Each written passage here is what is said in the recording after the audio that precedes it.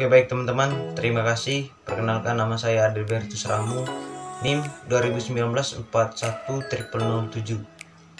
Di sini saya akan melakukan presentasi mata kuliah Manajemen Agribisnis Peternakan untuk menjawab soal ujian tengah semester atau UTS. Dan kita masuk pada soal yang pertama, yaitu ruang lingkup agribisnis peternakan.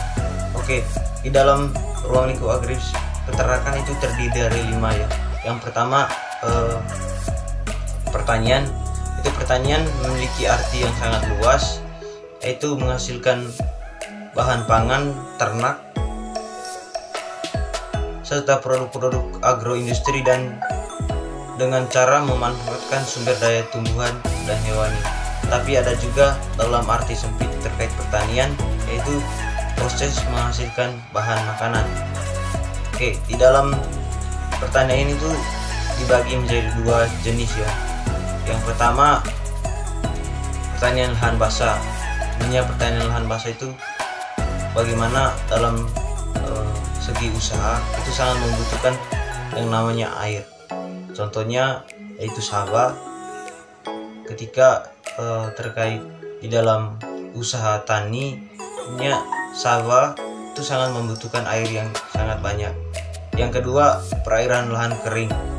Itu di mana salah satu usaha tani atau usaha para petani yang tidak membutuhkan air atau tidak begitu banyak membutuhkan air.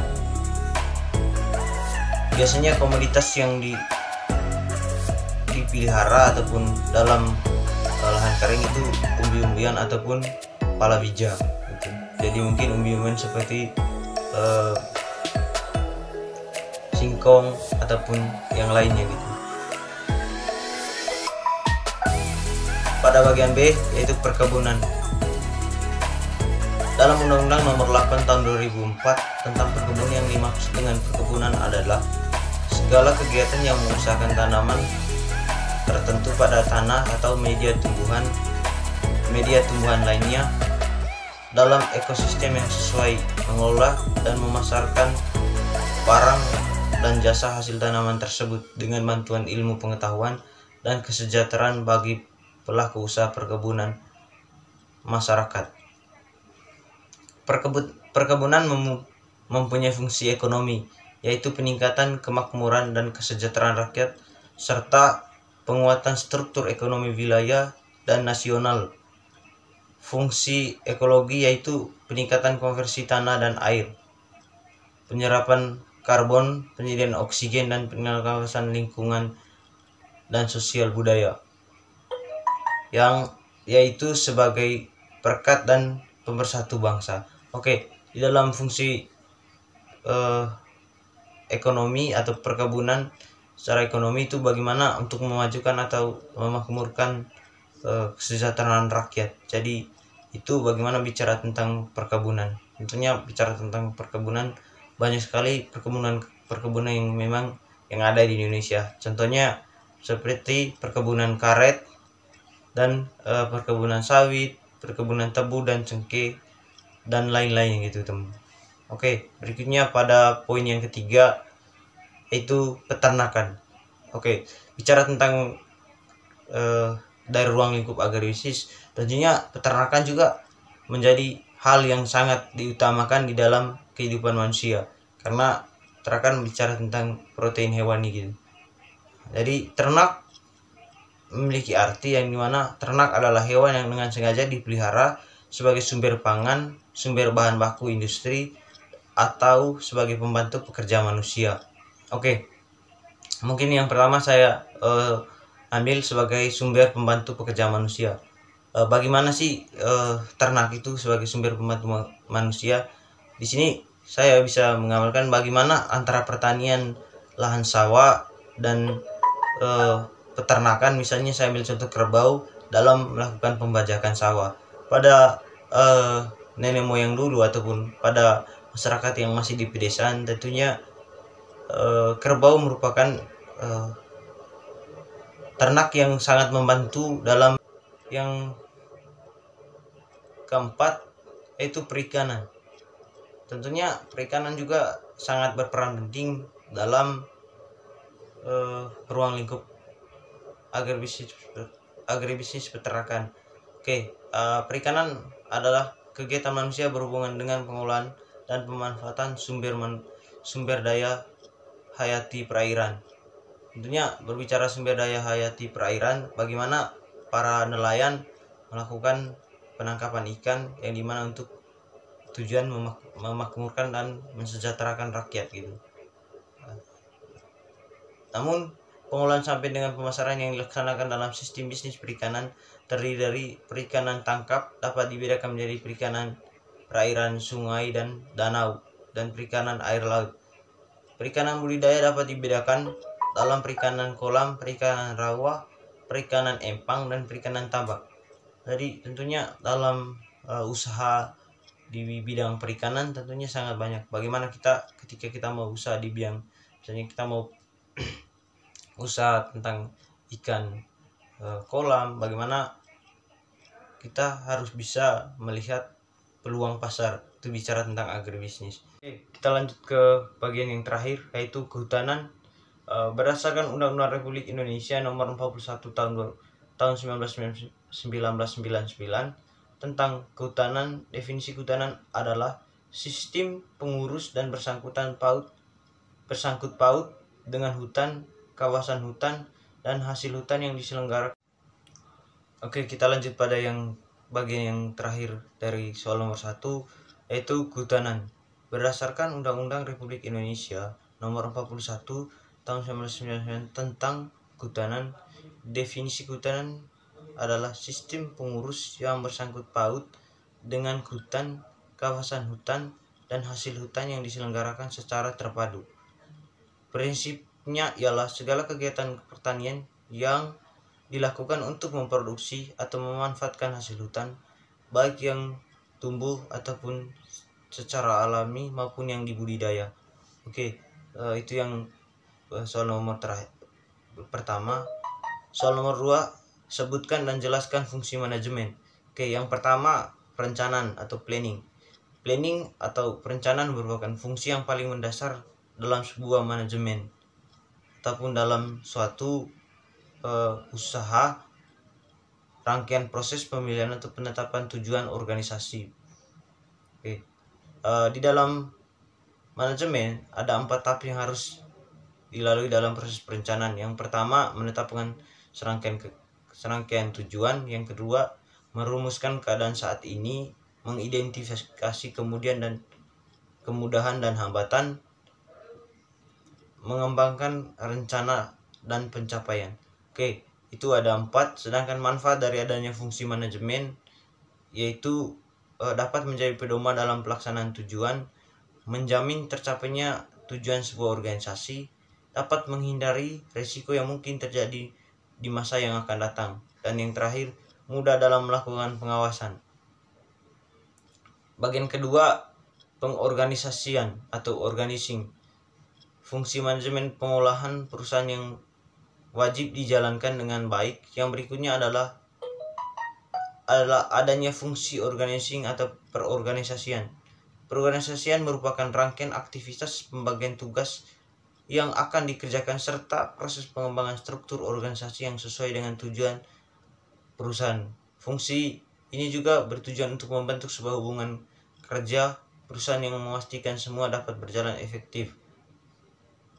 Proses perorganisasi meliputi: yang pertama, proses identifikasi dan aktivasi, melakukan klasifikasi aktivitas kelompok, tes dari tugas yang sudah dikerjakan, mendefinisikan kewenangan dan menciptakan tanggung jawab, melakukan koordinasi dengan pihak yang berwenang dalam perusahaan. Yang ketiga, staffing. Staffing merupakan fungsi manajemen yang hampir sama dengan organizing. Namun fungsi ini berfokus untuk mendapatkan sumber daya perusahaan didapatkan yang paling tepat sesuai dengan bidang keahlian.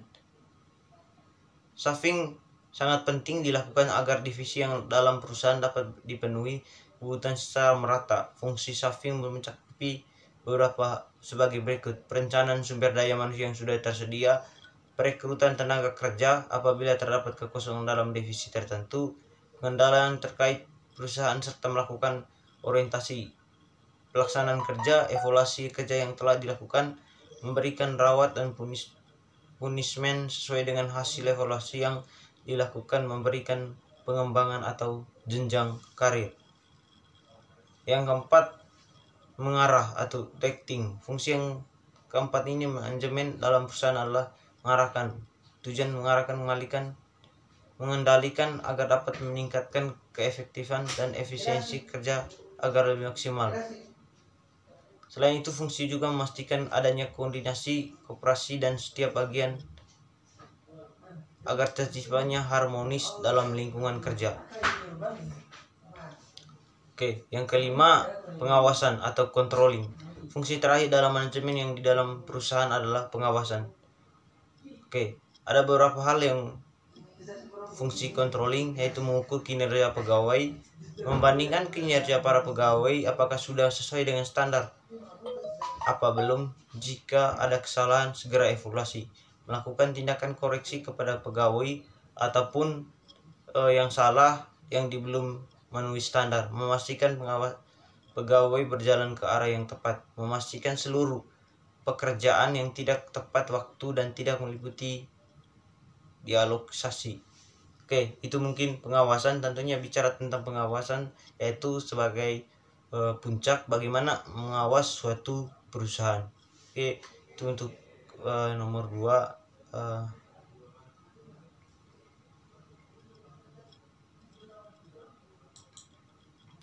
Nomor 3 yaitu bagaimana terkait dengan syarat-syarat untuk mendirikan suatu,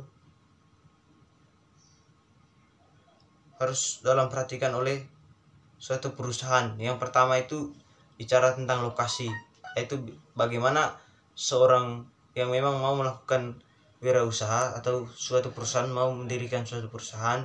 Tentunya yang paling pertama bagaimana melihat lokasi, apakah lokasi tersebut lokasi yang memang strategis.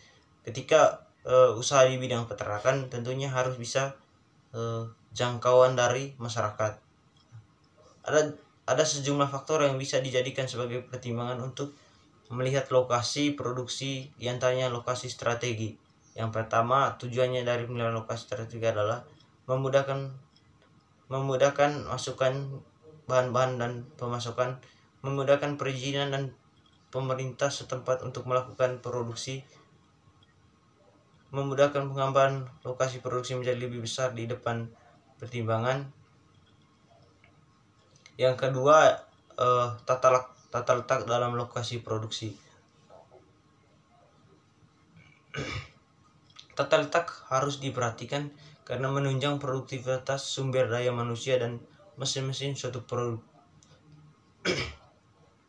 Tata letak juga tidak hanya mengatur soal kemudahan komponen dan jangkauan pekerja terhadap komponen, tapi juga termasuk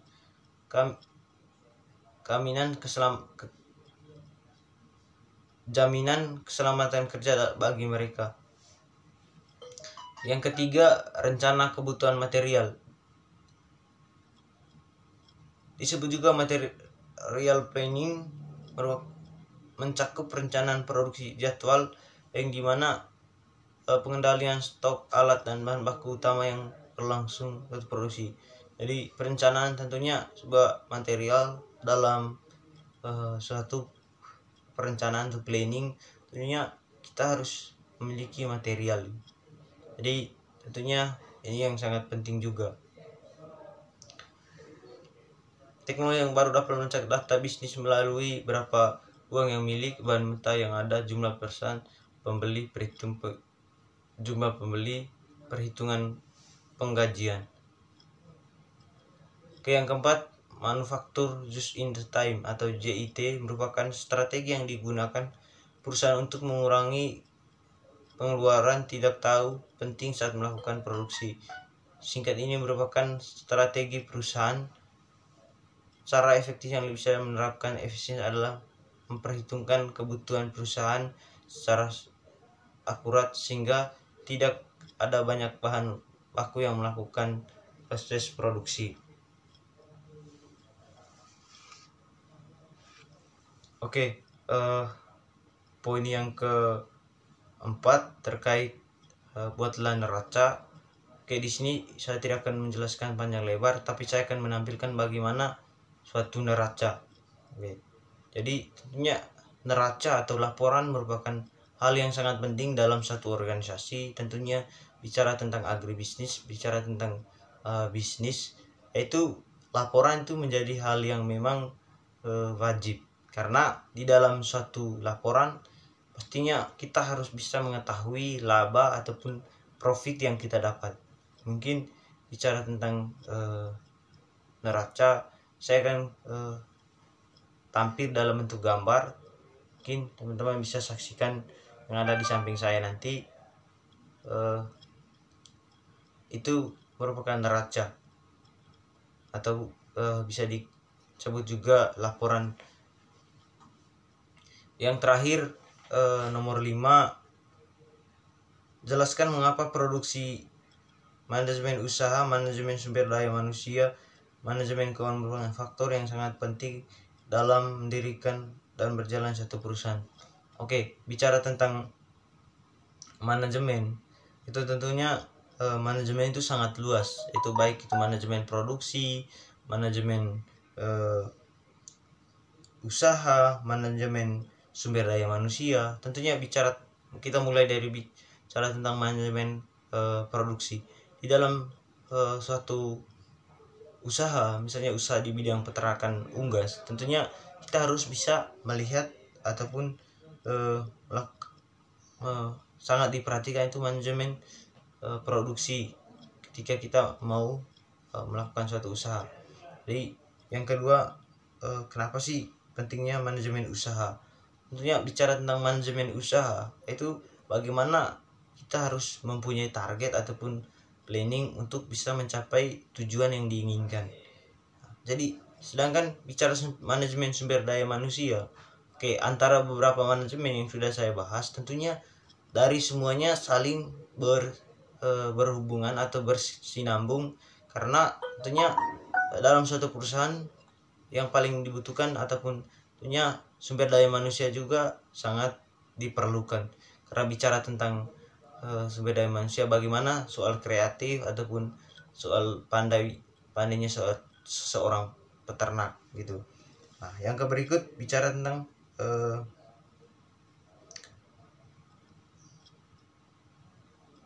manajemen keuangan. Tentunya bicara tentang manajemen keuangan, teman-teman, ini memang hal bagaimana kita menghitung ataupun melakukan laporan atau neraca untuk bisa bagaimana pendapatan dari per tahun ataupun per bulan. Itu untuk keuangan dan bisa didukung dengan laporan pertanggungjawaban gitu. Nah, bicara tentang manajemen, teman-teman, tentunya manajemen ini sangat luas dan memang bicaranya seputar bagaimana kita melihat dari sisi peternakan ataupun dari sisi para peternak. Tentunya bicara manajemen ini merupakan dasar dari seorang pengusaha.